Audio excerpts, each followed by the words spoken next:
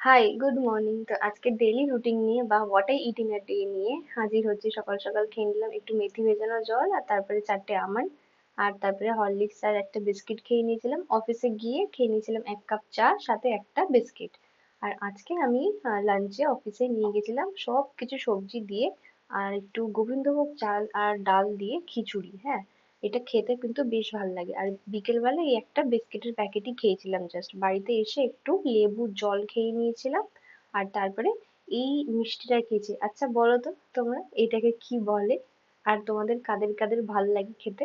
আমার কিন্তু খুব খুব ভাল লাগে ছোট ছোট মিষ্টি খেতে। হ্যাঁ, তো এরকম টপাটপ খেয়েও কটা নিয়েছিলাম। আর আজকে ডিনারে ছিল ভাত, এটা হচ্ছে ভেন্ডি ভাজা, আলু ভাজা, আর সাথে একটু ডাল ছিল, আর এটা হচ্ছে গিয়ে বাঁধাকপির তরকারি ছিল।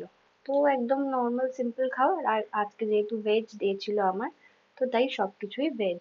হ্যাঁ, তো ব্যাস এরকম ভাবে আজকে আমার দিনটা শেষ হলো। তো চলো ভাই, আবার নেক্সট ভিডিওতে দেখা হচ্ছে, ততক্ষণের জন্য